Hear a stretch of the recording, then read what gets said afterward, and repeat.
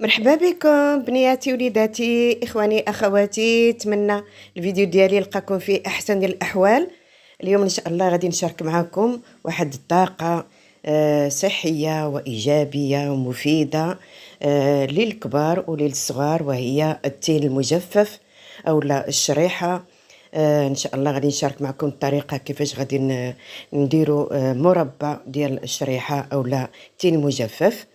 وبهذه الطريقه اللي كنصوب بعد ما قديته ضروري ما نغطيوه بالعسل باش كيبقى طري. الطريقه باش غادي نبداو، كنشد الشريحه او التين مجفف، كنغسلو مزيان مزيان مزيان من التراب، ومن بعد ما كنغسلو كنمسحو مزيان بواحد المنديل ديال المطبخ يكون نقي، وكنقطعو بهذه الطريقه كما كتشوفوا. كنشوفوا الوسط ديالو واش مزيان، لانه الا كان ماشي مزيان غادي يخسر، ما غاديش يطول عندكم. ضروري ما نديروا ليه هذه الطريقه ونقطعوا بهذا الشكل. نتوما تقدروا تقطعوه اكثر او لا تخليه بالطريقه اللي درت انايا. هاد النباته ضروري ما تحيدوها بالمقص باش لما تجيو تاكلوها ما تلقاوش فيها شي اعاقه، يعني بالخصوص بالنسبه للاطفال. نقطعهم الا كانوا طريين كنقطعهم بيدي، الا كانوا قاصحين كنقطعهم هكا بالمقص. ضروري نشوفوا القلب ديالو بانه نقي. الا كان بحال هذا الشكل هذا نتمنى تشوفوه ما تستعملوهش، ولا بحال هذا الشكل هذا كيكون محروق ما تستعملوش. بهذا الشكل هذا انا كنحلو لانه كيكون اسود من الداخل، يعني ما خاصناش نديروه باش ما يخسرش لنا الشريحه كامله او لا التيل المجفف. اول حاجه غادي ندير كنشد زلافه مع مراش كما شفتوا، زلافه مع مراش ديال السنيده، وواحد العود ديال القرفه، والشريحه بعد ما غسلناها وقطرناها ومسحناها مزيان مزيان وقطعناها بهذه الطريقه اللي شفتوا معايا. وكندير معها واحد المعلقه ديال الخل، بحال كنديروا ليه مواد حافظه على هذا الشكل. وكندير جوج زلايف ديال الماء غليان، درت زلافه ديال الشريحه وزلافه مع مراش ديال السنيده، العود ديال القرفه، وجوج زلايف ديال الماء غليان، وكنخليه ليله كامله على هذا الشكل.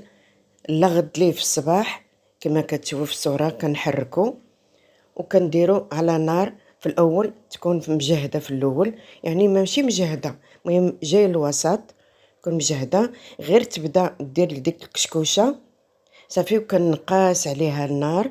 اللهم اجرنا من النار. وضروري ما نحيدوا ليه هذيك الكشكوشه، فيما كتبان لنا هذيك الكشكوشه كنحيدوها، بالخصوص الى درنا هاد الطريقه، درنا واحد يعني واحد القياس كتير. الا درتو مثلا قياس كتير في الاول كنديروا معلقه ديال الخل، وفي الاخير لما طيب صافي كنطفيو عليه النار كنزيدوا عليه معلقه ديال الخل. الا درتو غير القياس اللي درت انايا مثلا صافي كنكتفي غير بديك المعلقه الاولى وكنخليوه يطيب، ومره مره كنحيدو ليه الكسكوشه، كيطيب كنحيدو ليه الكسكوشه حتى كيتعسل لينا هذيك الشريحه اولا هذاك التين مجفف. كيجي على هذا الشكل ابنياتي وليداتي اخواني اخواتي. من بعد خديت هنايا واحد 4 المعالق ديال الزنجلان محمرين، حمرتهم وزدتهم على هذيك الخليط على هذا الشكل. ونتمنى تستافدوا بنياتي وليداتي، ونتمنى يعجبكم وتصوبوه لوليداتكم، لانه هو طاقه كيعطي واحد القوه للجسم، بالخصوص الوليدات في هاد الامتحانات، وبالنسبه حتى الكبار، الناس اللي تيمشيو في الصباح ياخذوا واحد المعلقه ما شاء الله راه مفيده وصحيه ومفيده حتى للدماغ. هذاك الحلاوه زوينه حتى للدماغ. نوريكم كيفاش جا في هذا الطبق باش كيبان. نحتفظوا به في واحد القرعه يكون ديال الدجاج.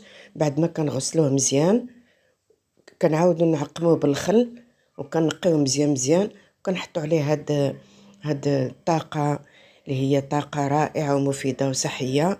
نتمنى لكم كل خير اخواني اخواتي بنياتي وليداتي، وحياكم الله ورعاكم الله اينما كنتم، وعواشر مبارك عليكم. لا تنسونيش بالدعاء. سلام.